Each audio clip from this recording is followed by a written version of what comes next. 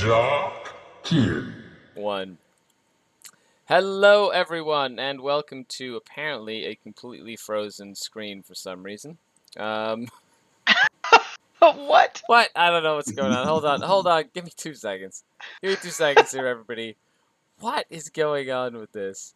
I hope you can hear me. I'm Skari, your grateful host, and this is Just with Pain on It. There we go. Fixed it. Ha With me, Skari, your grateful host, Tanya, wonderful co-host, and even more amazing guests, like Baldemort, the one and only voice of Law 40k. Hello, everyone. Hello. I know, it's going to be just as epic as you think it's going to be, and it's fantastic. I'm very happy that we're having on. This is your every Tuesday. Nope. Tuesday. Oh my goodness. That was Try season, again. That was season. You got in late last night. It's like 2 o'clock, okay? 1:30 in the morning, 2 o'clock. It was fun. So, Winter's SCO, Liam Dempsey, they're all at mini wargaming for the next 2 weeks. And so, I had way too much. Ow! He's got kittens also. I do! Little cats are murdering me. Check it out, though. Yeah, this is Aww. Shadow. This is Shadow. Hey, Shadow. Cat time. I know, kitty. Cutesy. But Very much like my own. If I've got 2 little black cats. If I ever cringe, is because they're literally murdering my legs under the desk. So, we just got them this week. They're really, really cute. And then Sammy is over there somewhere, as a little tabby cat. Anyway, where was I? Yeah, so they're in this week, and so we've been filming and just having a great time hanging out. Great collaborations with content creators. And then, after filming all day yesterday, I went to X-Planet with Lionel, who was on the show last week, was it? And I filmed another battle report with him, and the game was like a 4-hour-long game, but it was such a tactical, game. Every time I play him, it's I'm so tired after because my brain hurts. Anyway, so it was really fun. And then I got home really late, and then I couldn't get to bed, so I was tossing and turning until 4 o'clock in the morning, and then I had to get up early because my son is 10 and he goes to school. Okay, so I'm going to be working on some more grotesques. Really excited about the Army of Renown for the Coven, and I'm working on more Coven stuff. But yeah, enough about me. Tanya, who are you? Where can they find you? And what are you working on today? Well, you can find me. I'm the War Mistress pretty much everywhere. So you can find me on YouTube. You can find me on Instagram. Do daily updates to Instagram. You can find me on Forge the Narrative Podcast. And you can also find me on my Patreon. I do updates there. And if that's something that you so feel suits your lifestyle, you can find me there. Nice.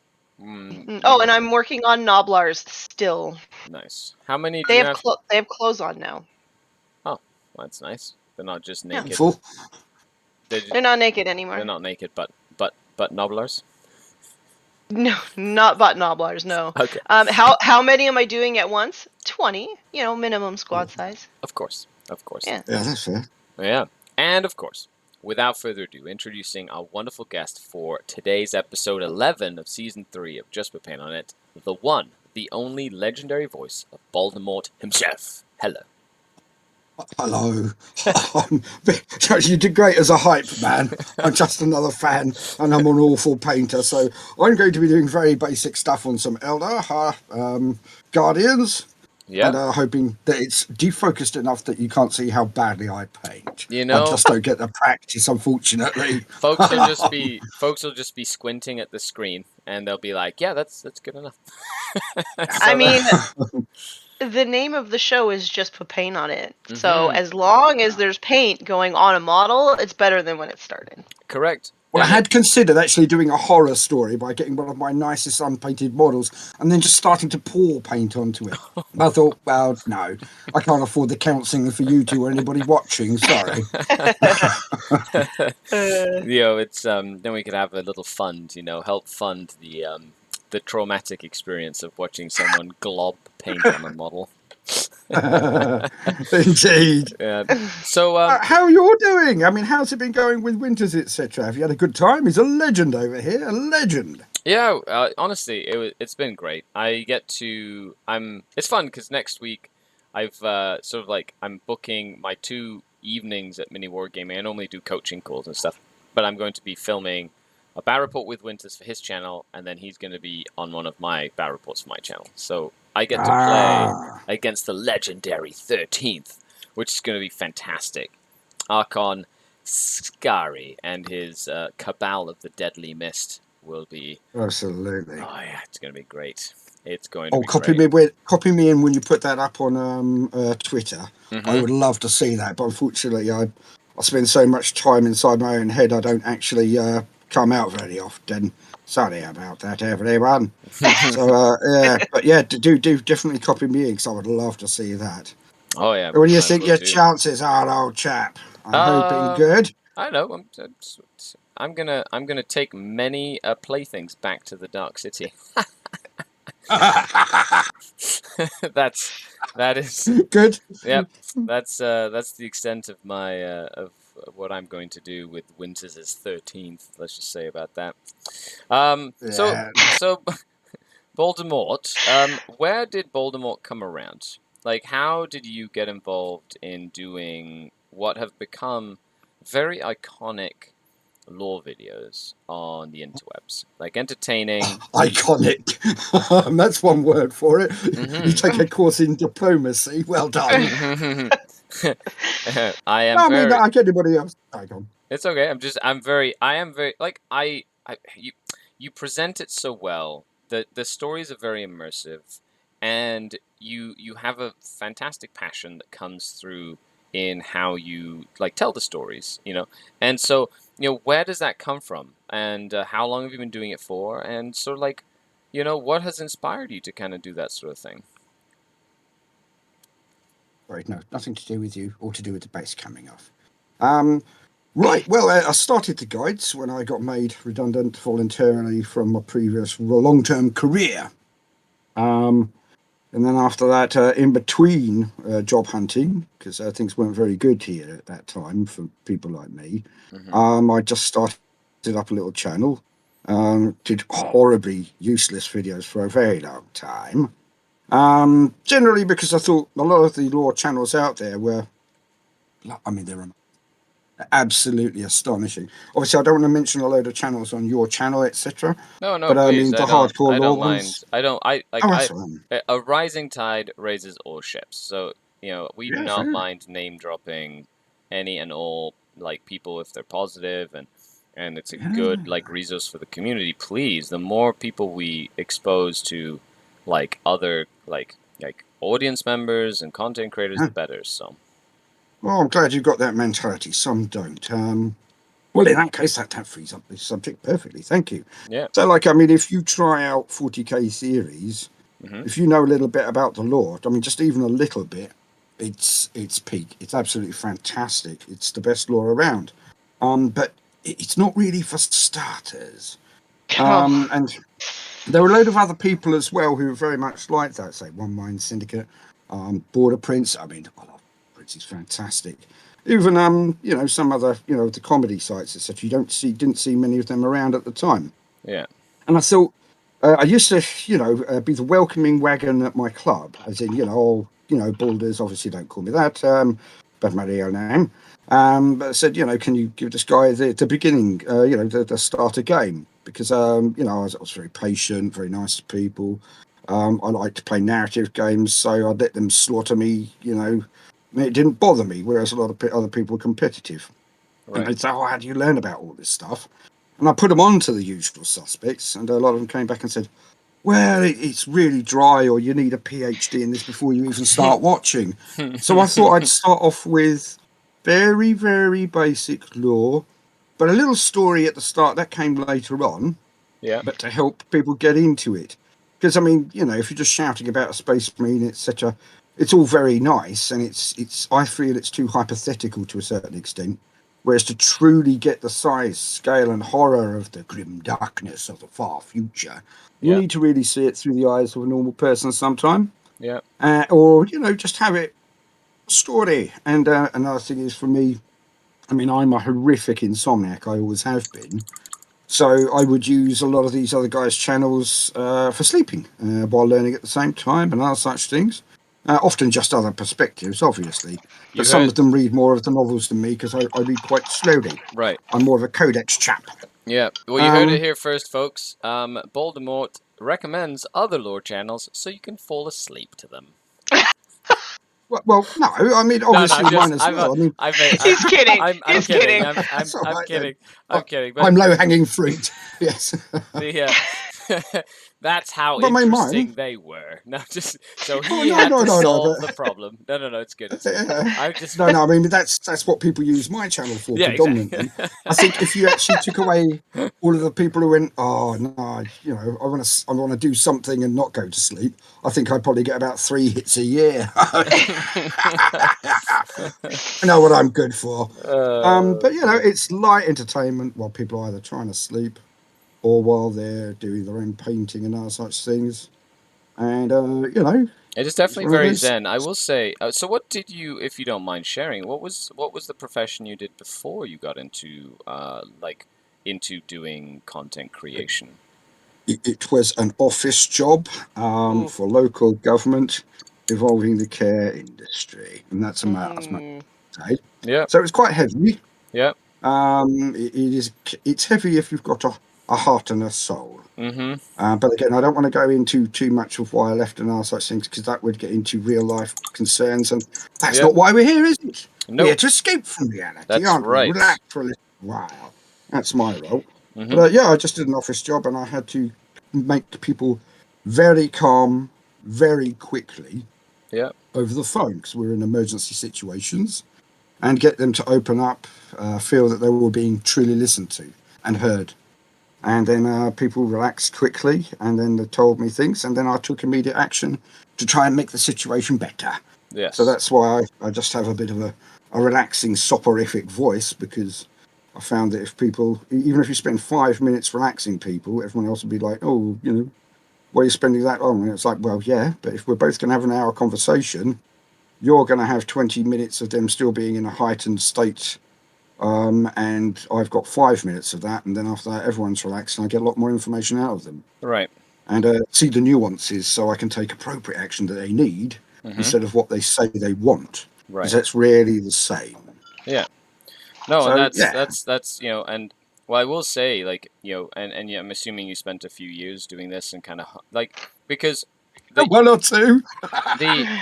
the way that you, I will say, as someone who loves enunciating words and putting emphasis on specific like ways that I say things. I'm not saying I'm an expert at like enunciation or enfatization or whatever the like actual word is for that. I will say that I do find it, like, when you speak and do lore videos and things, I find it incredible.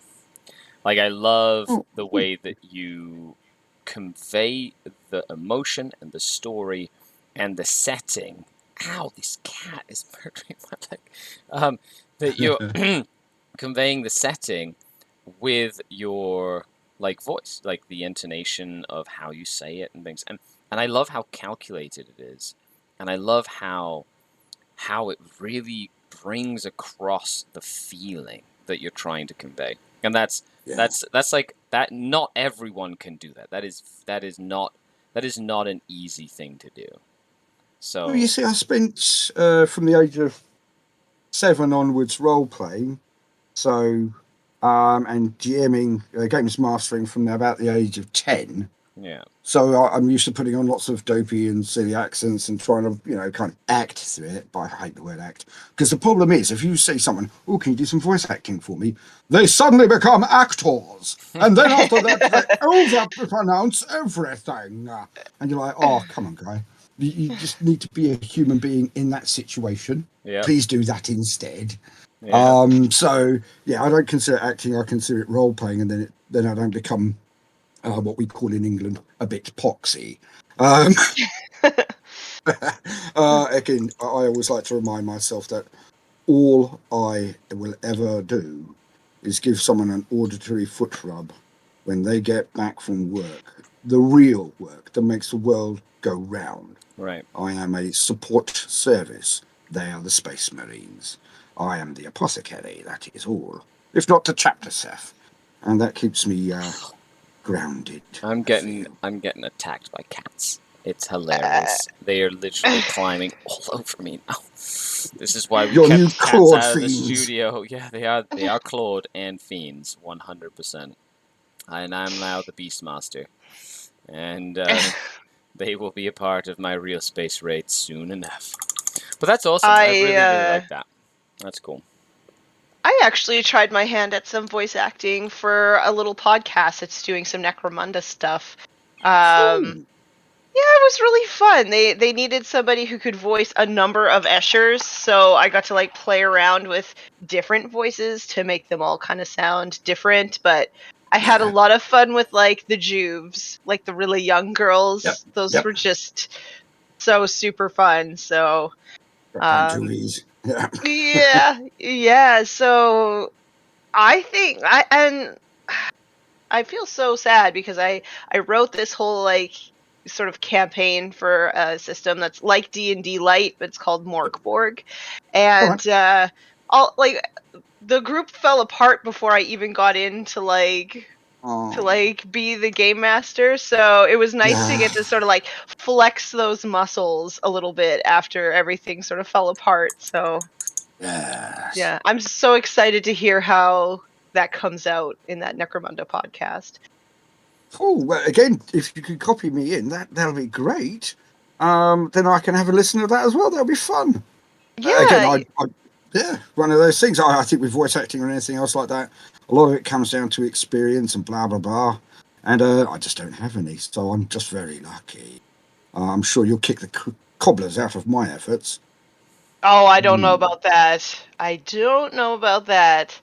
But I had a lot of fun doing it, and I feel like for a really long time I sort of let my social anxiety stop me from doing things like that. Mhm. And yeah, lately I've just been like saying yes to more opportunities and kind of like just dealing with the anxiety, because once I get in there and start doing it, it's like all that stuff kind of disappears. So all right, a lot of people in wargaming have anxiety. I'm not the least of them myself either. Yep. Obviously, I have a lot less than other people because I'm longer in the tooth if I've got any left. But young lady, madame, if you don't mind me saying, what was the turning point for you? Because other people will hear that and say, okay, great, you made that decision, but how did you make that decision? What pushed you forward? What was the moment you said, yeah, I'm going to start saying yes to things instead of nah? What was it? If you don't mind me asking, again, you can just say change track boulders. I actually think that Skari, I think it was like 2.5 or 3 years ago, we were sort of talking about it. And I don't know, I just like had this aha moment, and I was like, I'm never gonna experience all that life has to offer unless I do things, right? Like I gotta venture out of the safety of my own little like echo chamber and have to put myself out there. And yeah, I don't know, once I started doing that, things just sort of got better and I got more opportunities, and yeah, life was just more interesting once I decided to do that. It's usually how that works. People forget that anything is a skill and anything is something that has to be built on. People will say, like, oh, you know, I don't talk to people well, etc. Well, it's probably because you don't talk to people very often. Again, I used to have a black belt in small talk. I could talk to anyone at any time about anything as long as it was superficial.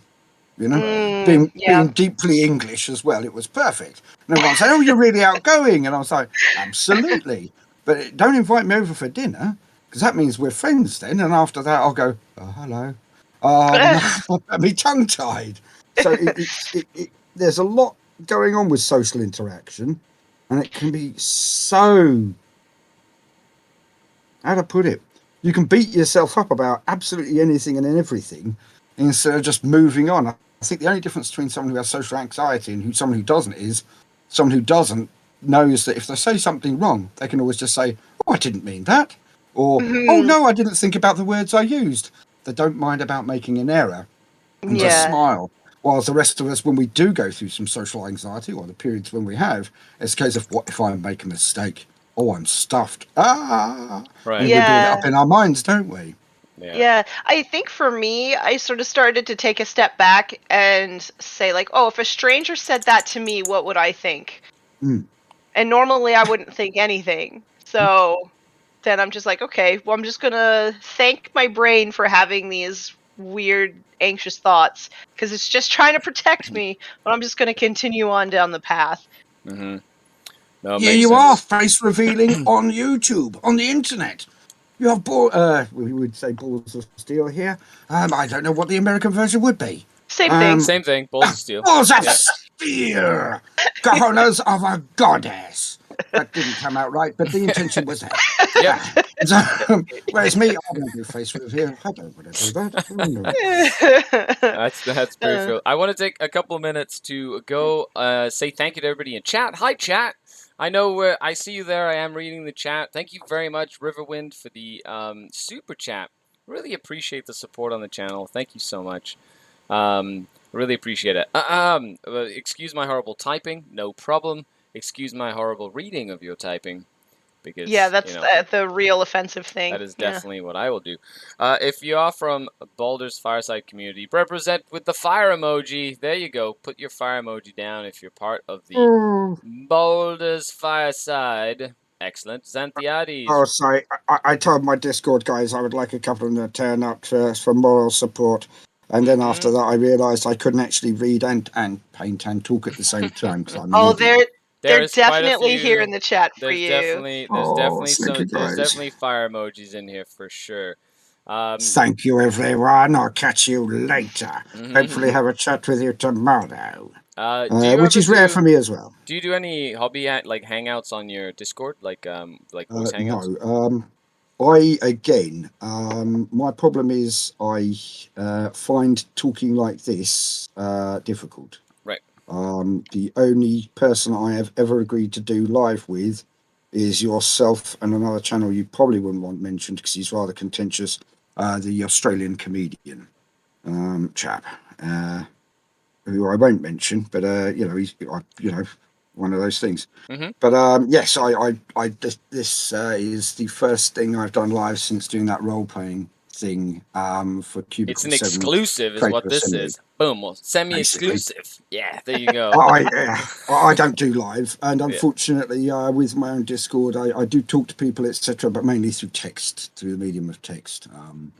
I don't know why. Again, I agreed to do this for exactly the same reason. I did send as you lots of Mistress messages. I was like, please come on, please. You'll validate my existence. Please come on and make me special.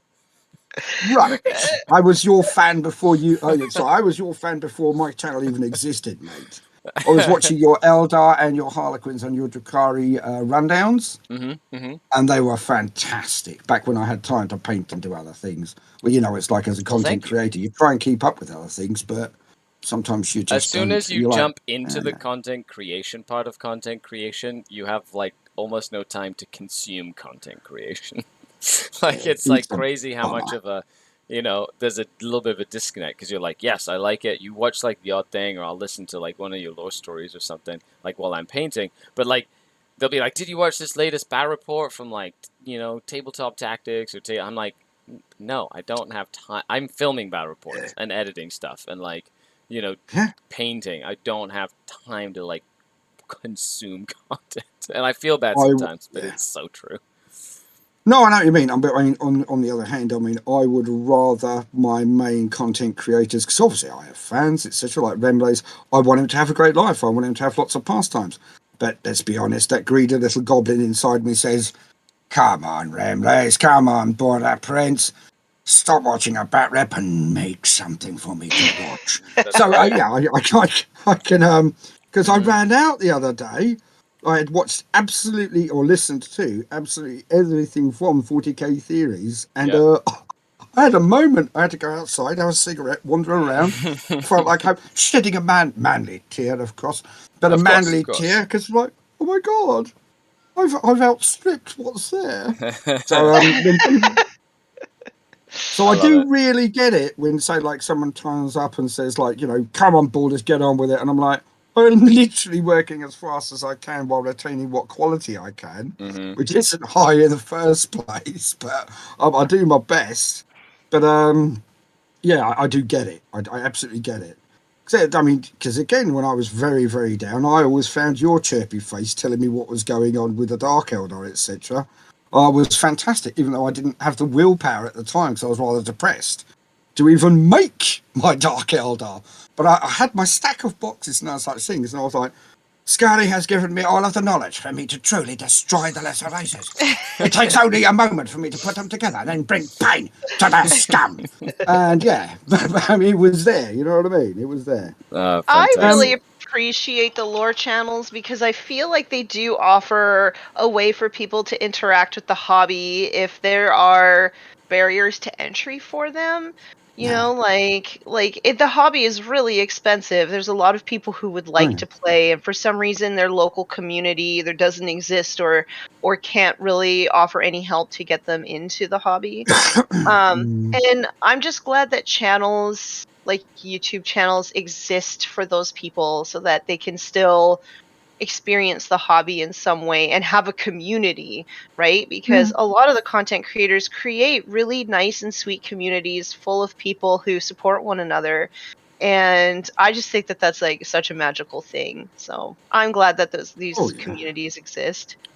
Do So you do I. I believe mean, in magic? Sorry, I've got that stuck in my head now. I do believe in magic. There you Actually, go. I play Age of Sigmar. Nice. Yeah. Magical times. fair. Back in chat real quick, JT Martin says, even in his normal speaking voice, Baldemort manages to sound like an ancient sage. Oli Diver, hi, how's it going? Loreman says, hello. Horrible History Shouty Man, says Loreman. He is very interesting, says Simone Conti. Xanthiades is putting a bat emoji. I think that's a bat with big ears. Bogdan says, happy to be here for you, Balders. Thanks, Barden, my man. Lawman says, I would like to hear Captain Fun. Balders said something truly like, the only Eldar are good for is target practice. Yeah. They are when I'm playing them. DC Nolan says, oh my god, you guys got Baldemort on. Well, yes, it's Skari and Tanya. Like, duh. Like, of course we have the bestest people on the show, even though not very many people watch it. In my mind show. Yeah, you were in BaldCon. You did me a good solid on that one, mate. Oh, that was really fun. I enjoyed that a lot. Can't wait till Abundance Tertius Part 3, says DC Nolan. I know, guys. I am working on it. I honestly am. I'm hoping to put out about 3 or 4 of them in a row. The reason I couldn't do it, because I couldn't do it justice at the time. I will apologise for that heavily. Sorry about this, Skari. I'll be over in less than a minute. No, you please plug away. You tell us. I want to know. I want to know more about what's coming down the pipeline from the Balder brain. Yeah, the problem was I got put off by some real life stresses. Mm-hmm. And when I went to write it, I was like, okay, this is great for 2000 AD from 1998, but it's not up to scratch for today. So I rewrote, I've done about 30,000 words rewritten. So actually around about 60,000 words for this campaign so far after the first 2 episodes. So yes, it's not because I'm ignoring it. It's because I didn't want to put it in front of everyone until it was cooked. I'm sorry for that. But I am getting back into the swing of things. Mm-hmm. And then I'm hoping very much to then just get it out and make sure everyone is a month minimum. But again, just give me a short while longer, everyone in chat. Sorry about that. Now, I will say, Bogdan Bilas says he has a cool little exercise for everyone. Say, what is everyone's favorite Balder story? Put it in chat. Bogdan loves the Scion one. Yep. So, dear. I think they're trying to take over your chat, old chap. I'm very sorry. That is that's what this is for. No. This is a let's celebrate our guest chat, which is fantastic. And then we can talk about like painting. Sorry, while we're waiting for some to populate in the chat, what craft world are you painting your craft order as. You have to be joking. Baltan. It's always been Baltan. BL10. Nice. I like that. Oh, Yeah. I don't know how to pronounce a lot of their names. I don't It's even know how to pronounce Warhammer. it. I guess there's like 50 different ways to Baltan, pronounce That's things. right. Baltan. I know what you mean. Yeah. Yeah. Toss up between Tankers and Thaddeus, Nurgle's Air Force, Alpha Legion Video, Behold Boulder Hands and Skari and Tanya, says Ravager. Hello, Ravager. The Hello. Legend of Crohan the Cunning, says Joel. Yes. Chaplain Bold loves pineapple on pizza. I do. I do too. I love pineapple on pizza. Okay, it's like You my didn't see favorite. that short by Barry Watts, did you? No, I probably did not. No, probably not. It's rather visceral. I would. Yeah. Okay. What's that when you after you've had a beer or two, maybe? You got me to say some very bad words. Was it the Night Lord and his new quote friend? Yeah. Baldemort has got dozens of people into the hobby in my local area alone. All love the Baldy. Oh. Now Says that is good to hear. the Iron Again, Omega. I'm not. Oops. Sorry. No, that was just the username. But that's awesome. That's fantastic. Thing is, people will say shill and all the rest of it. I don't. I just see it as if you translate it. Ooh, Baldemort, you've got a load of people into painting therapy and just a couple of hours a week when they don't have to worry about the rubbish that is going on Correct. in the world at the moment. You can use the words here. Yes. I should We are entertainers. we are entertainers, and if there's one thing we can try and do for folks is provide an escape from your day-to-day monotony. That's all it's for. Yeah. Absolutely. Archon Skari going on a real space raid and having a little crusade, murdering Necrons, is fun. Okay, and you can sit back and relax and enjoy that. Okay. I fought them last night. Yes. Nice. First game of Eldar in 9th since 3 years with my Eldar. And fought against Necrons. Oh, it was harsh. I loved it. Guy called Elric, really good fun. Had a great game, but unfortunately, bloody Necron Lichguard kept coming back. Yeah. It was bad. Yeah. It was really bad. They killed 2 Wraith Lords, 4 Shining Spears. Oof. It got worse. Oh, no. Yeah, one entire flank. I thought I'd decimated it. Area superiority. Ran rings around him, charged in, match, wiped out everything apart from on that flank. Yep. Apart from his Lich Guard, and it just wouldn't die. They wouldn't die. Well, they would die, but they just kept coming back. And I'm a Necron player as well, so I was just laughing. Honestly, by the end of it, I was crying with how well he was rolling. It was so funny. Based on my own medicine. Absolutely love it. That's fantastic. DC Nolan says the Space Wolf Saga. Close second is a Dark Angel lore. Hi everybody, says Keenan. Says, hey Skari, I found out about you recently through a lady at work. Come to check you out, see your painting with a few amazing guests. Baldy's Grey Knight videos are my favorite. Awesome, Keenan. Yeah, thanks for coming to hang out. Darth says, pineapple pizza is better than pizza without pineapple. Yep. I love pineapple on pizza, and then I also put ketchup on pizza, which apparently is a very Mexican thing to do, because I am Mexican, just so everybody knows. Yeah, you put, ketchup on pineapple. So you get a Hawaiian pizza, right? Pineapple, ham, right, cheese, and then you just, put a little bit of ketchup on it. And then it's delicious, okay? It's like sugar. I'll give it a go. Yeah. I mean, ketchup is basically just sweet and sour sauce. It is literally just sugar. It is sugar with a little bit of vinegar. I don't know. What, you like sugar? No. Delicious. The Iron Mega, and there goes everybody watching. Apparently, pizza is a deal breaker for people. Ketchup on pizza. No, I'm just kidding. Faye Val put a little flamey emoji. There you go. Another one of the flamey emojis. There you go. She does my Instagram-y thing. She's really cool. And she's also done voicing for the show. It's quite cool. Get out of the way, Mr. Yanari. Oh, that's cool. That's fantastic. Well, hello, Faye Val. What's going on? William Harvey says, Baldy got me to love the lore even more than I did. even made me respect Angron a bit more. I don't know how. Honestly, I don't know how. Yeah, mine is a bit of a weird world. I always expect people to hear what I've got to say and go, "Oh, that sounds interesting," and then go and research it further. Because obviously, the one thing you've always got a problem with when you're doing lore is either not knowing enough or knowing too much. The problem is when I know too much, and I'm like, I can't do this in less than 5 hours. I'll have to leave half of it out. And yeah, it's one of those things. I'm, it's just a way of welcoming Wagon, isn't it? Really? It is, I guess it's one of those things where you kind of have to make those sacrifices where you're, they don't need to know about, the exact chemical composition of a space marine acid spitting gland, Yep. The betcha gland, isn't it? There you go. You got it. There you go. Because they can What eat does- their way through they can eat their way through iron bars like a prison cell. Excellent. How do you come up with topics? Like, do you just get inspired and then make stuff, or what does your creative process look like? Right. What do I do?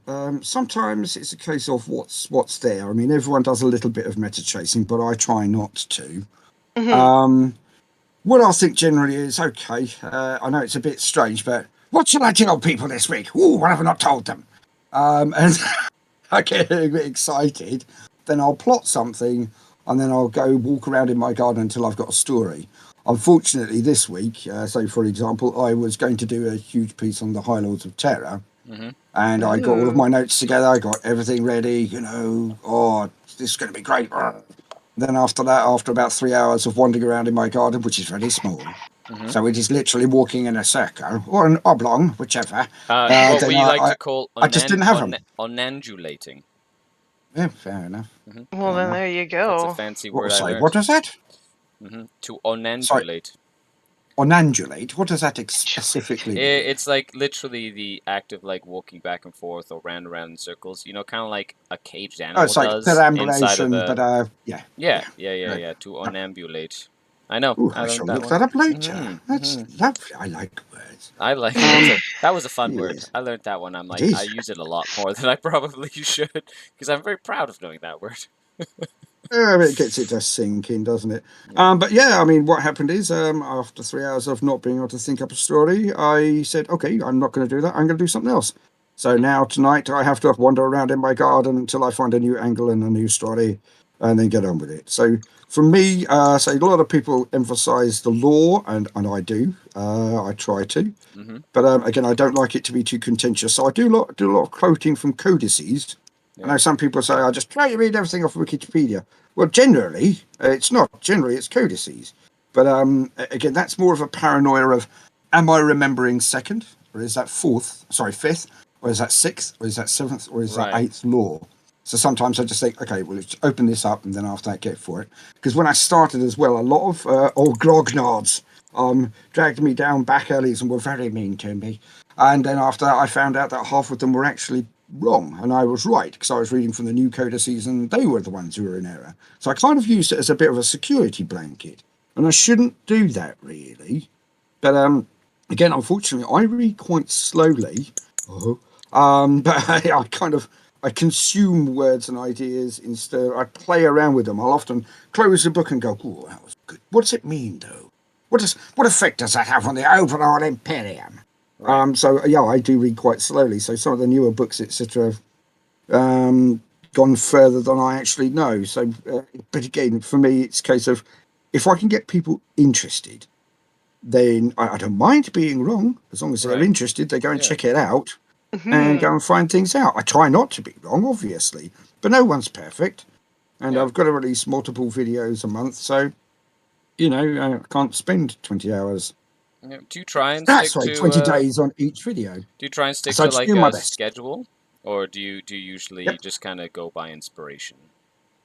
I don't know. I try to stick to a certain schedule, but the problem is I'm not just dissecting things. I'm not just gaining information, collating the information, interpreting the information. The problem I made for myself was I started writing fiction as well, as terrible as it may be. But that then pauses everything. So again, like I was walking around the garden, couldn't find a story that I was happy with. So then I'd then have to change tack and change entire content, which Right. could be depressing. Well, not depressing, that's an exaggeration. It can be frustrating is a better word. Right. So, yeah, I mean, do I know what's going on all the time? No. I'm far too eclectic. And to be honest, because of the level of creativity used, I sound really, I'm really creative. It's just that my problem is with the more stories I write or short scenes, Right. the more problems I have because I don't want to repeat myself. But after 400 videos, Right. you're like, I'm quite sure I've done this one before. So some of it's just confidence as well, because again, I have no training in writing. Right. So I don't know if people are just being very condescending or very just polite, or it's just, well, your voice is good, etc., etc. So it wouldn't really matter what you wrote. So again, there's always these things. I always have this massive imposter syndrome because I don't have any background in any of this. So every day I wake up and go, I've got how many subscribers? How? I don't. It's Right. cool, but huh? I think that's Do you know how you become a writer though? You just write stuff, and then you're a writer. Well, yes, absolutely. Yeah. I suppose so. Yeah. Well, I write stuff, but you don't have to go to school. School's Well, overrated. It helps to know the rules if you're going to break them, I suppose, is what I tell myself. Again, though, my problem is see other people who do real writing would write after plotting, after planning, after creating, and then they would do clever things with the plot line and when to do things here, and if I mention this at the beginning, it'll foreshadow it for the end, etc., etc., etc. Whereas I get up in the morning, I will write a story very quickly, and then I'll get it out. So all of it is flying on the seat of my pants, apart from things like Abundance Tertius, which is what actually caused me to then crunch. I'm thinking, this is the first time I'm actually properly trying to write and trying to go back and edit everything like a proper writing person.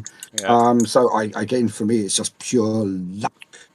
And it's like just verbal role-playing, really. I'm a bit nervous. I do apologise. No,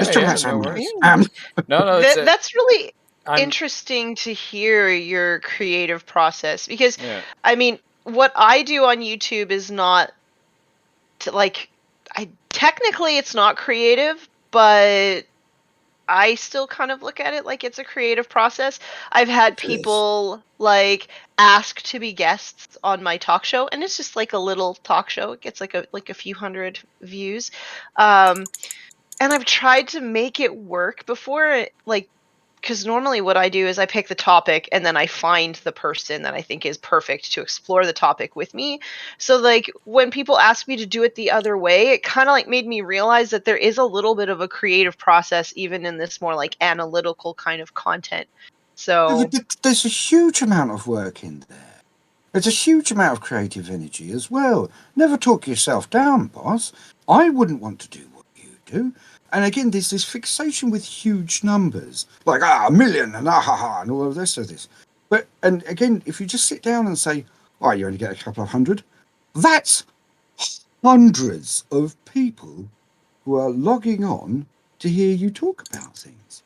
That's amazing. Yeah. It is really amazing. Doesn't mean it's not an amazing thing. One person's amazing enough. 10 is amazing. 100, that's 2 parties. And you've got them listening to you. Don't talk yourself down, boss. Seriously. That is a massive achievement. And being able to talk proficiently about many, many subjects like you do. I mean, again, that's not easy either. You've got all the research, you've got the confidence, as when you're fighting against a situation where you've already got some social anxiety. Wow! That's Titanic! I just really enjoy it. And it's funny, it's funny that you mentioned speaking. And for somebody with social anxiety, public speaking has never been an issue for me, which I find really, really funny. And I mean, Skari has been my guest a couple times, and I do make an outline, but I'd say 70% of the time we don't use it. Yep. We just start talking about stuff, and then it just takes its sort of natural kind of coarse. Thanks, Steve Joel. Thanks, Steve Joel, for like mentoring me on speaking on a podcast. But you're forgetting something else as well. There are other layers of skills that you've got that other people don't if you can do that. Because what you've just said is, I have the ability to put people in a relaxed state of mind in a stressful situation when they don't even know me, and I can then have a great conversation with them. That is an amazing strength in social ability. Yeah. And that is one of the greatest gifts that anyone can give anyone, the ability to make someone else calm. Yeah. So if you then start listing what you actually do in your podcast, you'll go, actually, wow, that's cool, because you're cool. There you go. Never talk yourself down, because there's someone always around you who can't do what you do. Yeah, Again, I guess. I'm only talking. I'm not trying to lecture Yeah. anyone. Okay. I just never really thought about it as it being something that not everybody could do. Yeah. I never really thought about it before, but thanks for sort of keeping it in perspective for me, because I think I need more of that in my life. So I really appreciate that. Thank you. Well, I mean, the problem that everyone has is if they think if they can do it, it must be easy, and anyone can do it. That is just not true. It's everyone has different skills, etc., but they devalue them. It's like your own car, etc. You always look at someone else's. I'm told I don't have one.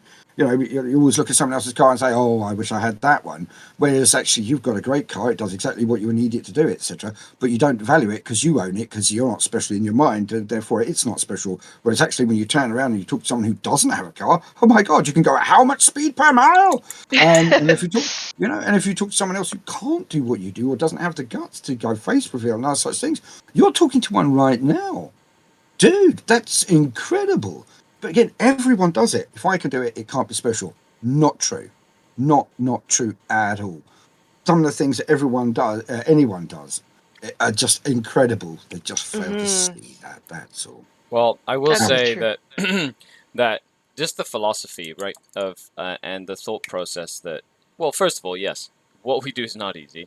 However, that imposter syndrome and the ability of like kind of taken aback and being like, how is it that people listen to what I have to say, right? That's always something that's still even like I'll be playing a game at a store and people will come up to me and they say, "Hey, Skari, how you doing? I love your content, like, this and that, and like you made me like love Dark Eldar, motivated me to paint," and it's still it's still humbling, because I'm like, that's awesome. I'm really glad that you're taking that and like it's helping you, and even if you can affect one person, even that one person, you've made one life better. That's all you can really ask for, and I think that's really, really good. Let's go back to the chat for a second here. Paul says, "Hey, Paul, painting is actually being performed." Yes, painting is being performed. Also, your dice are at X Planet, Paul. I dropped them off yesterday with Lionel. And I only want to watch it. Says, "The Gene Stealers throwing themselves at guard comms is what got me into Gene Stealer cult." Yes, nice. Viewerway says, "I would love Baldemort to get voice act a Warhammer 40,000 game like Space Marine 2. Oh, maybe they'll get That you. would be amazing. That'd be so cool. As the Inquisitor Baldemort, who will tell the Space Marine where to go and who to kill." They don't ask me to do that kind of thing. They should. Again, anyone who's asked me to do anything, generally, again, companies and stuff like that, I generally say yes to. But I just don't ask. Again, I think a lot of people equate a lot more skill because of the extra shine that I do Warhammer. Whereas, if I were talking about Lilliputian, I don't know, rabbits or something, people would be going, yeah, well, but why have you suddenly become so boring? So yeah, it's one of those things. I feel like you could talk about anything and make it really interesting sounding, though. Mrs. B would disagree. Oh, The dear. patience of a saint she has. The patience of a saint. I am a very, very lucky man. Non-Queen says, Baldemort! Can you please say that Tyranids are the best in your Baldemort voice? Well, of course. Tyranids are by far the most dangerous threat humanity has ever known. Coming from the darkness of the void, they will destroy all. There we go. There you go, yeah! Yay! That's great. DC Nolan says, Imposter Syndrome is mentioned. CC Cyphers, Kane starts playing. CC Cyphers, Kane. Kane starts? Yeah, I know the one. They're talking about the TTS Caiaphas Kane, hero of the Imperium. Yeah, who is basically just a flashman, but I suppose we better not talk about that. Non Queen says, excellent. Recorded to prove my point at the local game store. Thank you. Oh, fair enough. Because it's Jolly the most good. iconic voice in 40k. Spliff, it's the most iconic non-professional voice in 40k. Caveat the most included, iconic voices are Keeble and the guys, the ones who do this professionally. Sorry, I always have to step in on but that isn't this your profession though now? Like, isn't this like what you do? Okay. They're the big kids, and I would love to grow up to be like them. That's right. What do you all think of the new squats being clones? Says Spliff McNeely. Well, I'm glad that they're back. That's all I can say. It just adds more cool things to collect and paint and play against and play with. Well, yeah, sure. The cloning element, I think it's exciting. I think it's interesting. I specifically like the Votan being the way they are with the actual Votans, not just the leagues thereof. I think it opens up a lot of interest. I do have some minor niggles, of course, because I'm old. We don't like change. We don't like change. But I do like it. I think it's going to add a level of complexity to a lot of people's lore as well. Because previously, a lot of people have said, "Oh, you don't get a sword if you've got a clone." And I'm like, Drukhari. Drukhari literally have the technology to make Dark Eldar look like humans. Like, they literally give them a pill to turn them into humanoid humans to infiltrate planets, to basically do like a Genes to the Cult style thing, where they will, like, undermine the whole planet so that when the real space raid comes, they just quickly, like, gather everybody up to take back to the Dark City. Like, it's... but it's considered to be, like, a punishment almost, because they hate looking like humans. They feel it. It's, like, so undermining. They're like, silly Mon guys. Well, if you've just been transformed, you're woken up and also look like a giraffe, you'd be like, what? Why am I giraffe, boss? I need you to go into the zoo. Hang out. Yeah, hang out and get all the other giraffes to show up at the waterhole by 10 p.m. Yeah. Either that, you need to look particularly tasty. We're trying to get Lionel Johnson out. That is definitely true. It always cracks me up about the Dark Eldar. Oh, the Eldar are a dying race. Well, the Dark Eldar can make as many warriors as they wish. The only thing saving the galaxy from that is the fact that they can't be bothered. Yep. It's really, that's it. But again, I'm sure someone will disagree with me. And they'll probably be right. Oh, these kitties are so cute. They're so cute. They're literally like sleeping on the armchair. I have to show everybody these kitties. Hopefully this zooms into the kitties. Ow, this camera I don't think it will, because it needs to have it needs to... Oh, it did. Interesting. He's become a chair. I have become a chair, and those are cute little kitties. Oh, it's a Harry Potter so film. Cute. Look at them. Look at the kitties. You're such a cat lady. I love it. Yeah, if you don't put a like because of these kitties, then you're a horrible human being. You're a monster. That's right. Help feed these kitties by supporting me on Patreon. Okay. That's true. Smooth. I have much to learn. That's literally what pays the bills around here. Man, my Yeah. last video I did with AOS coach, Yep. and like he did that in the middle of our conversation. I was like, check out this professional over here. I'm Right. like the worst at like, remember to like, share, and subscribe. Like I'm just horrible with that stuff. It's I feel like, you know, My least favourite part of any video is recording a segment I was forced to write saying, please write and subscribe, and please, if you like it, go on Patreon, and please, use the Patreon links and all such things. I'm really squeamish about it. I will 'cause say I'm, though, a for different anybody who is generation. watching, like Boulder's Patreon link will be in the comments. So like the link comment, you go there and you help make cool videos, and that's how that works. Like support the content creators that make this stuff possible, so that you can. It's like instead of going to the movies, it's like what, $60 to go to the movies one time. $5 a month to help somebody create content is amazing. Okay, so you can watch videos every time. There you go. I've said my piece. However, it is not the easy part of the job. That's true. Because some people are like, ugh, they're talking about Patreon again. They're like, unsubscribe and unfollow, whatever it is. And you're like, sure. I know. Yeah, I do it for the exposure, really. Because I can eat exposure. It feeds me. Pay my bills with exposure. Yeah. Mix it in a big bowl. Yeah. A big bowl with air. That's my favourite one. And fake lettuce. Imaginary food. Exposure. Delicious.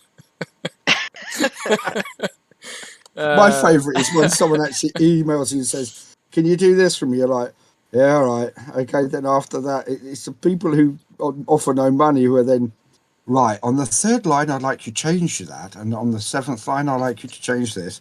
And could you re-record it 5 times? I'm not quite right. I don't think I like any of them. And you're like, dude, I'm doing you a solid for free. I've got many things to be doing today. Right. And you're taking the mickey. Oh, come on. Give me a break. Yeah. Totally understand, Yeah, and it's but it is true. Like it is one of those things of like the industry and stuff that, promoting yourself and it is not easy, because a lot of the times like it just feels like, you don't, like, it goes that with that whole, like, it's kind of weird that people listen or watch what we love and what we do, right? Yeah. Like, it's weird because it's just weird. The like hundreds of people or thousands of people would be like, oh yeah, you know what Tanya's saying? I like what Tanya's saying, And it's like, I want to be notified when she puts another video up because I want to hear the next thing she has to say, And that's like, it can be so strange, like it's humbling, right? So like it's even harder to be like, hey, support me so I can keep on doing what I love to do. Yeah. But at the same time, it feels like sort of like alien, right? Because you kind of have to do it, but at the same time, it's like you don't want to have to do it, if that makes sense. Anyway. Yep. Yeah. I know exactly what you mean. And the problem is, I tried a couple of about years ago to not say subscribe and to not harp on about Patreon or anything else like that, and to not say anything. Mm-hmm. And unfortunately, the real reality of it is that my Patreon halved. I got no subscribers practically that month, and no one's pressed the like button. And you're like, oh, I mean, every single creator at the moment despises doing it. Mm-hmm. And I've even considered writing to YouTube saying, can you change the algorithm so we can at least change the things we're begging people to do? Just mix it up a little bit for us. Go on, make it something else. Yeah. Instead of saying like, share, and subscribe, you can say something like, do a jig and take a cat selfie. Yeah, exactly. And then that's, or just press an extra boom button or something. The boom. Thanks for booping, everyone. Give me a poopy. Yeah. But yeah, I mean, we all hate doing it. But at the end of the day, if we don't get some kind of support, sometimes we'd stop. And it's one of those things, isn't it? Yep, it's a cycle. I do want to go back into chat. Thank you so much, Ryan Duncan, for the super chat. Honestly, Boulders literally helps me sleep, and I have bad insomnia. Clearly a psyker. So I'm glad I get the chance to say thank you. Oh, no, thank you, brother. That is the greatest compliment I can ever receive from anyone. It's not you sound great, you write well, or anything else like that. You put me to sleep. Now, any other man on the planet will probably go, oh, well, suppose the date's over then. But I really, really, really, that is the greatest compliment anyone can ever give me. You make me relax. That's what it says, and I can get some sleep because as an insomniac, oh God, do I know how important it is. So thank you, brother. Thank you. That's awesome. Ian Vassar, thank you for the super chat. Baldemort, I have a question for you. Ooh. As a person who wants to get into the narrating scene, would you have any tips for people like me?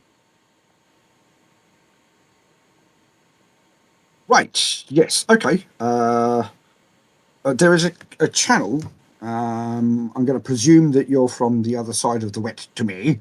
And the gentleman is called Bill DeWees. DeWeiss. He has a YouTube channel, and he's one of the top, or claims to be. I haven't run all the stats, so he could be lying, but I don't think he is. So I've heard him in adverts, and I live in Blighty. But he has a YouTube channel where he helps a lot of people talk about how to get into narration, how to even set up your mics, how to do everything you need to do. So Bill DeWees. Now I must state, if he turns out that he eats, I don't know, his children tomorrow, I don't know anything about him. I'm not advising about him as a person, okay? Just his channel and the wisdom therein. But apart from that, I am the wrong person to ask, unfortunately, because everything I do is just self-taught, which is why I'm a bit poo. No. Could be better. For the last 2 years, I said I should get some acting lessons, and every month I say I haven't got time. So I mean, I think that the best acting lessons is just playing role-playing games, honestly. ooh, checks in the post. You are calm. I love it. Well, I will say, Ian, if you want to be a content creator, just in general, I'll tell you one thing that usually helps all content creators, and that's just be consistent. That's it. Oh God, yeah. Yeah. Like you just, I would say the best advice is just to start. yeah. Just start Yes. doing it. Yeah. Yeah. Just start. Like if you just want to do content, like if you don't, like, I've had so many people reach out and be like, I want to do battle reports like you, Skari, and they're like, what do I need to start? I'm like, well, just get it, just do one. Like do one. And I link up to my first battle report I ever did, which is terrible, and like Are they all? literally terrible. It You is. didn't see mine. Yeah, it's like you haven't seen you. If I can do it, you certainly can. Because my first one was 6 minutes long, and the battery ran out on my camera, and Yeah. and it was Did like, you just leave people hanging? No, I did like a little like thing at the end, being like, "Hey, everybody, my camera died halfway through the game," and yeah, so thanks a lot for watching. Like, share, subscribe. Bye, everybody. So you did. You did. I don't. You I did honestly, leave everyone honestly, hanging. I don't remember. I'd have to go back. But it was like my a first dimly 4 lit. videos were, one of them was a book review, and then 3 bat reps, and I realised I really wasn't cut out for doing bat reps. I'm too annoying. Oh no. Well, no, you should see the videos. I am really gratingly annoying. So yeah, make the videos you want to see. Yeah. And for God's sake, the only advice I give anybody is, don't say, "Oh, I like that. I'll do that too." No, make your own content. Make it, for God's sake, make it different. Don't do, "Oh, what, I could do that too." Make something you would want to watch, Yeah. but make it different. Because otherwise, they're doing that already, and they've got a following. You're not going to get a chance, mate. Yeah. That's You have to do you, Mhm. right? Don't copy. You That's all do I can you, say. bro, or Exactly. or gal. Do Well, you another do thing you? is, if you start making content in someone else's style, you'll eventually hit that brick wall where you get depressed because you're feeling fraudulent because you aren't being you. So it's a good advice from the start, Yeah. Oh, it makes sense. Then that's why you tune in to Just Put Paint on It, because we talk about life things and how to, this is your key to how to be successful at life. Listen to your gut, and just sometimes you have to jump in. Ian says, "Thank you, kind sir. Fair enough, but for being self-taught, you're damn professional in my eyes." Mhm. Mhm. I would agree with that statement. Well, again, I'm quite sure if I was talking about, I don't know, My Little Pony, I'd have a lot less adherence. Adherence even.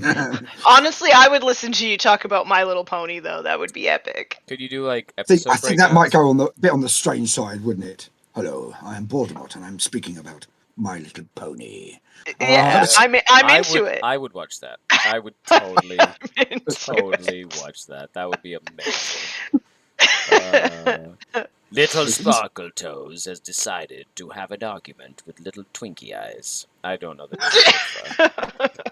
names. I'm glad I don't know any of their names. Yeah. Isn't one Fluttershy? Isn't that I the blue don't one? know. I have nieces, so I should know this, but I Yeah. don't. No. Oh, my daughter's way too old for that period, which is lovely. Oh dear, I had to. This is the horror of it. I had to read the entire Twilight series of books Oh no. to make sure that it was actually appropriate for my daughter when she was about 11, 12.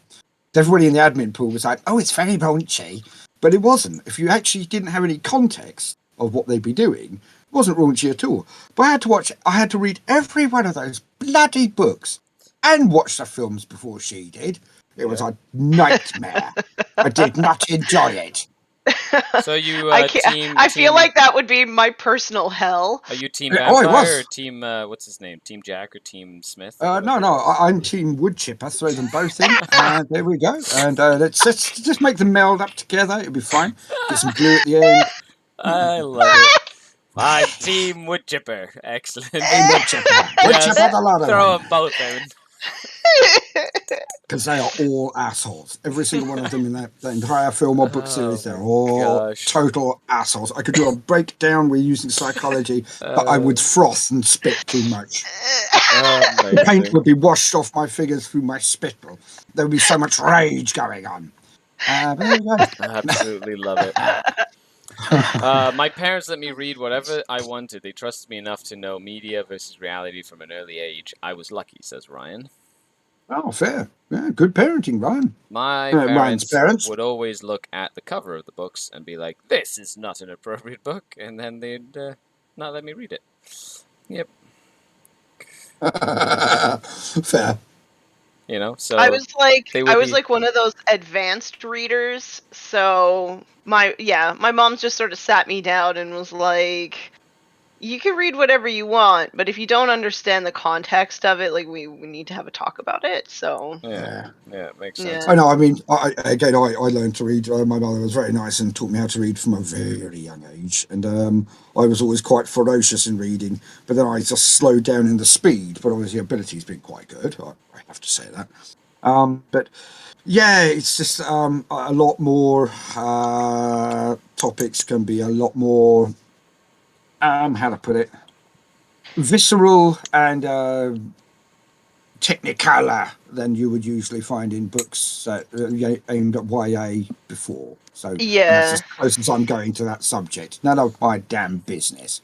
But yeah, I mean, what anyone reads ever, it's none of my business. But I read a lot of the classics and obviously Tolkien until my eyes exploded. Oh, I love Tolkien stuff. I think that's why my mom just sort of like let me go, because I was very much into like the classics when I was younger, and I tried to read Lord of the Rings, but the first one I think was too dry to really like catch me. Yeah. But then I watched the first movie, and then I was like, okay, if I fight through it, then like it obviously gets better. Yeah. It's a very different writing style for a very different age. Yeah. And the one thing that people forget is like, why is he describing everything in so much detail? God, please pass me that arsenic. When he's describing that which is to be lost. So when he's describing all of these great, big, lovely sceneries and these panoramics and showing the beauty there, he's saying, this is what's at stake. Not the people. All of it. Yeah. All of this is going to go. So I must tell you about it. Yeah. So you can realise why they need to fight the power of Sauron. Yeah. Or his boss, the real man, Morgoth. But the trouble with then going back and reading the book and then going back and watching the movie is I was like, where's Tom Bombadil? Like he's He's such a pivotal he is. character. They did like, but that's because he's also like Deus Ex Machina, you know, like in some parts in the book, Yeah. he just like shows up and is like, "I save you," and he's like such a like super powerful creature that it like the like Exactly, narrative but, like- tension. But then the narrative, then it's like you think people are upset that the Eagles didn't drop him off at the volcano. Like, why didn't Mr. Bombadil just like fix everything? Yeah, but that's like sort of paramount to the plot of the book, right? Well, And yeah, leaving him out sort of changes what the book or what the movie actually means, right? yeah. It starts to mean something different than what the book is trying to get across, in my opinion. Yeah, That's how I would agree with you. I would just say that I'm not sure they could have got it in because it doesn't translate very well to the modern era. Yeah. And it would have been something very difficult for someone to take seriously to a certain extent. Yeah, So they kept with the, shrinking world, everything's going poo, and kind of, that kind of feel to it. Putting Tom Bombadil, I think, would have raised too many questions as well about who's where, when, wow, power, what it means, who's got it, why they've got it, etc. That kind of thing you can do in a book, whereas in a film sometimes. I mean, again, there are too few nuances in most films, in my opinion, these days, but in far too few. Whereas that, I think, would have raised far too many questions at that point. And again, it would have just been why didn't they fly the Eagles to Mordor question endlessly, as you said already. So, yeah, which is there are very good answers to that question. And people can look them up. I'll do a video on it one day. Oh, yeah. You heard it here first, folks. Lord of the Rings Explained with Baldemort. One day. All of Lord of the Rings explained. All of your questions. The whole series. We'll start off with the Silmarillion, eh? Hey, exactly. You just have to, start with somewhere and then go from beginning to end. It's about the story and the journey, right? There was something really fun where I saw, or I was reading about a description of 2 different dungeon masters. And then one dungeon master was like, let the party go off on side quests and blah blah blah this, and then one of the main characters and NPCs comes in and out of the story, and it's like describing like the plot of the Lord of the Rings, but it's like sounds like a really ad hoc like D&D adventure with like just random stuff happening all the time, and then a very of like, was it The Hobbit? I think that was The Hobbit. It was more like ad hoc, and then the Lord of the Rings was like more like story driven. Anyway, it was. Yeah. Norm Queen Alexa says Lord of the Rings is best if you don't think about it logically, like almost all the 40k books. Absolutely. Again, it's escapism. The thing that does drive me nuts is when someone's like, no, we must know the physics of this. It's like, if you knew anything about physics at all, and I don't know much, but I know a bit, it's like everything you're trying to do is a bit nonsensical. I don't mind you wasting your time, but don't shout at other people for saying, no, that's a waste of time. Right. Yeah. But again, yuck other people's yum, folks. Exactly. But again, if someone wants to go through that mental exercise of trying to work these things out to their own satisfaction, that's fine.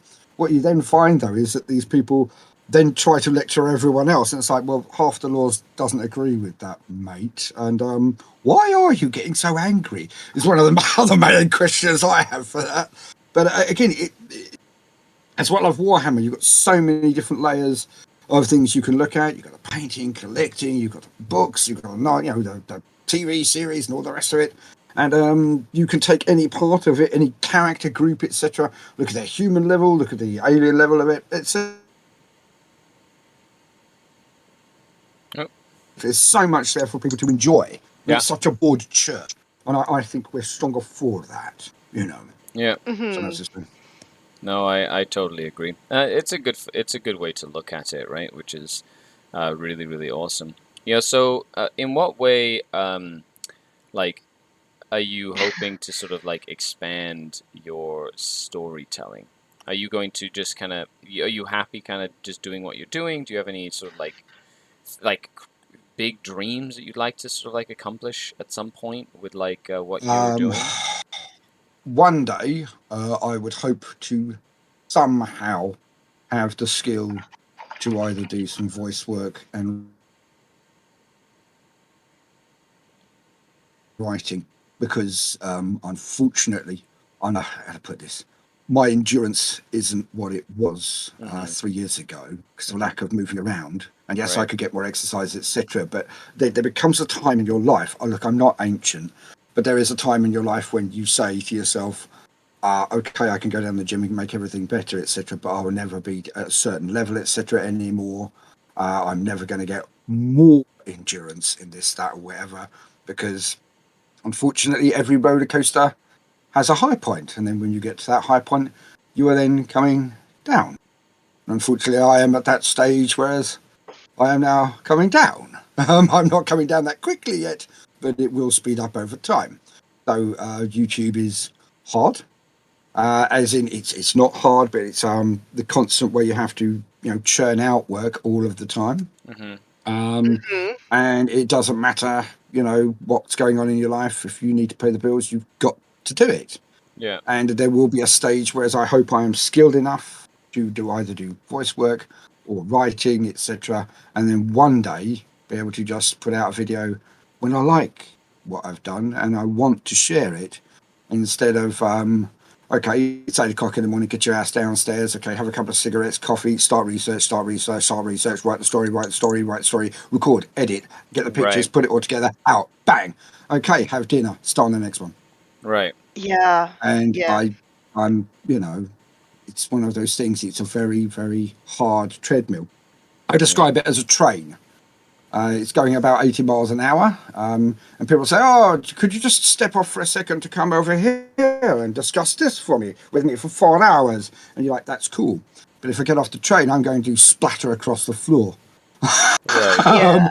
So I'm hoping that one day I will have the skills to be able to do something which is less high-paced. That's all. Again, not yet. But it is inevitable. As the grinding of the stones under the waters of the sea. We are all eroded eventually. Thank you so much, Brandon Backman, for the super chat. So for saying Tyranids are the best, got to get back to work in a minute, so have to lower the volume, says Brandon. Thank you very much. Really appreciate the support. Thank you. Actually, Kaya. So if you read down lower. Super chat was me. Oh, thank you, Kaya. Using my husband's BP. Don't tell on me. Okay, sorry. Now it's part of public record. We went on. We just said it, and now it's on YouTube, forever and ever. Forever it's on and the ever. internet. Sorry, but thank you very much, Kaya. I really appreciate the support.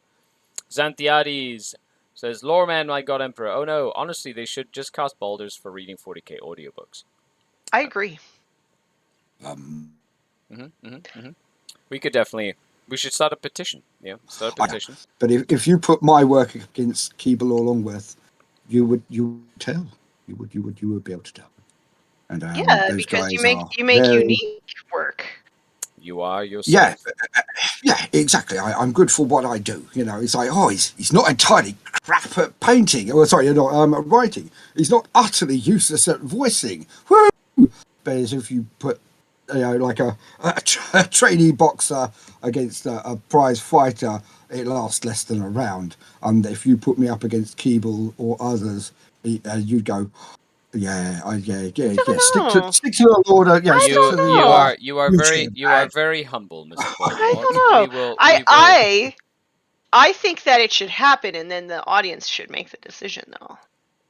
But again, we'll go back to I don't think Games Workshop or anybody else want to deal with me very much. I'm quite harmless, but you never can tell. Because again, they've always got to look at their own protection. What if it turns out that I'm a weirdo? I mean, I know I'm not, you know I'm not, but they don't know I'm not. So true.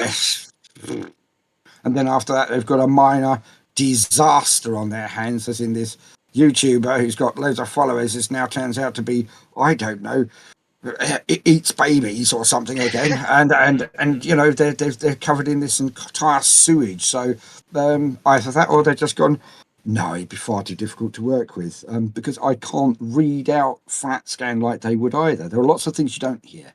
Like when I have to read things out, I have to go back and edit quite heavily. I have to repeat words, etc. Because I do everything. I'm not brilliant at any one thing. So Keeble or someone else like that would pick up a book and read 95% of it to 100% of it straight, clean, flat. Send it off to someone and go, There you go, fait accompli. Me, I would read a paragraph, make a mistake, read another paragraph. So again, I can't be a master in their trade, because I've got too many other things going on. It's just not going to happen. Well, I will say you're too humble, because I Yeah. believe there's a lot of people who believe that you could do it, but definitely don't want to pile on the imposter syndrome anxiety. That's for sure. But there's a lot of Thank people you. that believe in you. Okay, so just so you know that there's a lot of people that believe in what you do. And it's lovely that they do, and I appreciate it. Again, I mean no insult to anyone who says that I could. It's just I actually know how difficult these things are. And if me and Keeble were both standing next to each other in recording booths, he would walk out and they'd pass him a cup of coffee and go, "John, that was amazing."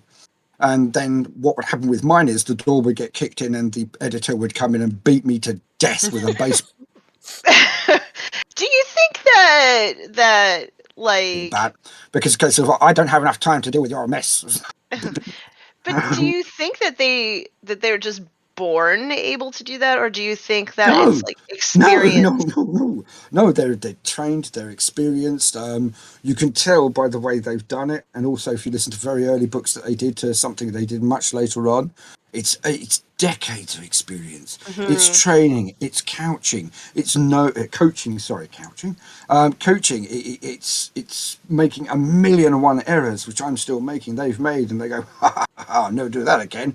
But again, after 1,000 of those, you look great. It takes 10,000 hours, they say, to be an expert at any one profession or anything. Yeah, Mhm.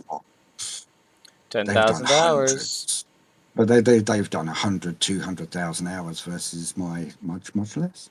So yeah, they pull me to pieces. Okay. Well, let's just agree to disagree on that one then. Oh yeah, absolutely. It's only my opinion.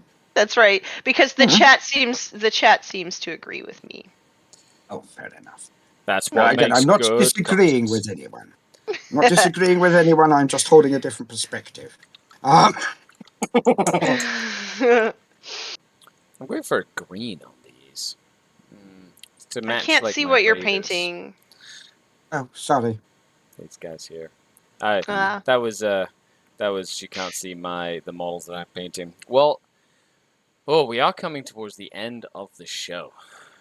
Sounds Mr. good. Baldemort. I know, I right? know, It right? goes by so fast. An hour and a half just flies by when you're just talking, having fun. Oh, I thought we'd been about 10 minutes. Oh. Yeah. Yeah. Yeah. True Word says, Sir Jobs a lot. I know it's hard, but sometimes even harder watching Baldur's beating himself up with this imposter syndrome. You deserve your followers, and you worked hard for them. It's true. Well, I do appreciate that, but I like to think that every single video is a new test, a new day, and that is what makes people listen. And the day that I can't be bothered is the day that I should no longer be listened to. Yes. Kyle says that's a great distillation of how much skill voice acting requires. And then says, as he follows up with, if they need a worldie to screeching, I can start stubbing my toes. That's fair. That's fantastic. We'll keep that one. We'll keep that one in. That'll be a good one. Yeah, Faye Val, it's almost the end here, but everybody in chat, you've been amazing. Thank you so much. Andy says, welcome, dark listeners of the night. I will say it was really cool to have on the Patreon. I was like, the Discord, the Patreon Discord, to like everybody started tagging me, being like, "Hey, Baldemort just name dropped Skari, Baldemort," and that was just really cool because then it went over to I was like, I won't lie, that was amazing. That was really cool.